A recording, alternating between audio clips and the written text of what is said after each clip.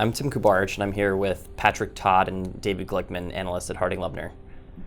We all know when we walk into a Walgreens and you see side by side a bottle of Advil next to a bottle of generic ibuprofen, that the generic industry has made a big impact on drug pricing.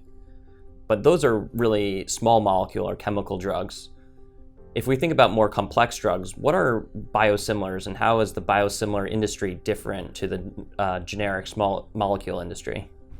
So before we talk about biosimilars, I think we should talk about biologics and what are biologics. So biologics are proteins that are grown in cells and then purified and made into drugs. In contrast, small molecule drugs are chemically synthesized. So the manufacturing process for the biologics is significantly more intensive. Biosimilars are generic copies of those biologic drugs. And the barriers to entry, given the difficulty of manufacturing those drugs, is significantly higher. There's also some regulatory barriers.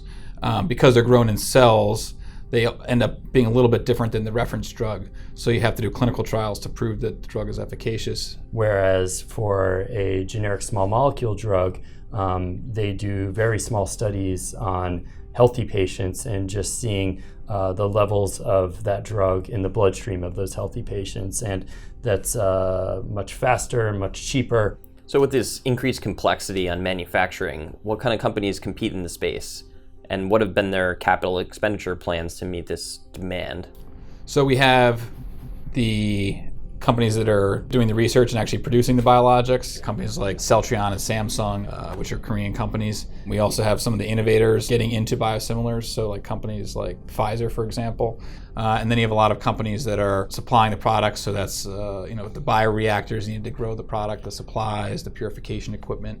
And those companies are like Sartorius, which is a German company, Merck KGaA, which is another German company, Thermo Fisher in the US, Danaher, and even GE Healthcare makes products for these companies. The CapEx plans looking forward are pretty robust across the industry because there's a number of products coming off patent. If you look at the top selling drugs in the world today, they're more or less all biologics, and they're all coming off patent. So we know biosimilars are going to be on the market, and you have to have the manufacturing to make those products. With the patent expiry of a lot of these more complex molecules, it seems like it would bode well for the manufacturers of biosimilars. But will the companies be able to profit from that development, or are they kind of competing away this profit pool? So we're very early on in this, and in Europe we've seen prices for biosimilars on the market see sharp reductions from the original innovator price. However, in the US we're seeing less of that. In the US, typically what you'd see in small molecule drugs is the innovator would remain on the market at the branded price, and generics would price at a 95% plus discount, and the innovator would lose almost all of that revenue very quickly within a few quarters. For biosimilars, they've made a substantial investment. They don't want to price it at a 90+% discount. They may come in at a 25-30% discount. So pricing can come down more gradually, and then at some point it's actually worth it for the innovator to compete on price. We see that currently with J&J and Remicade in the US. AbbVie has said with Humira going biosimilar in about 5 years that they will compete on price.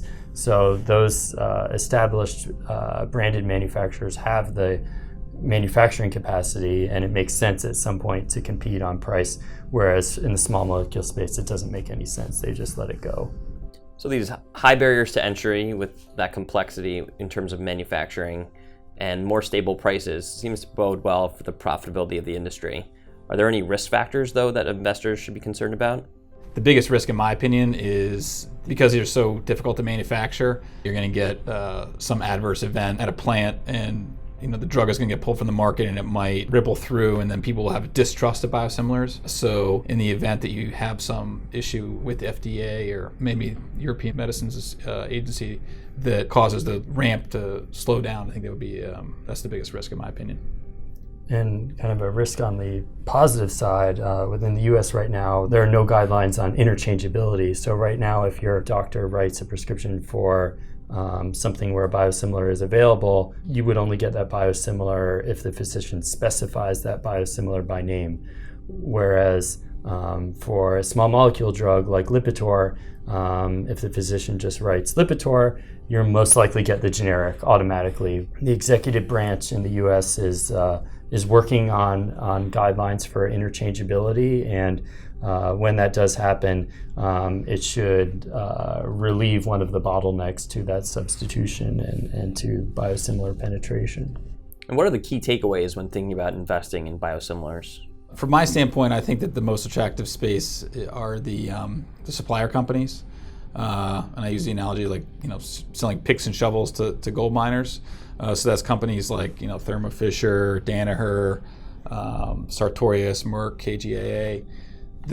The suppliers are actually very concentrated, and these companies need to buy the bioreactors, the supplies, the filtration equipment. And so those companies will definitely benefit from this big uptick in biosimilar growth. And I would mention with the industry overall, I think it's healthy for the system for biosimilar penetration to increase. When biologics were first approved around the turn of the century, it was thought that it could have a lifespan that was closer to indefinite. Now that we know that that's not the case, that once the patents lapse, that they can get real competition, then it frees up money in the system to pay for new innovative drugs. So it's a natural evolution of the system.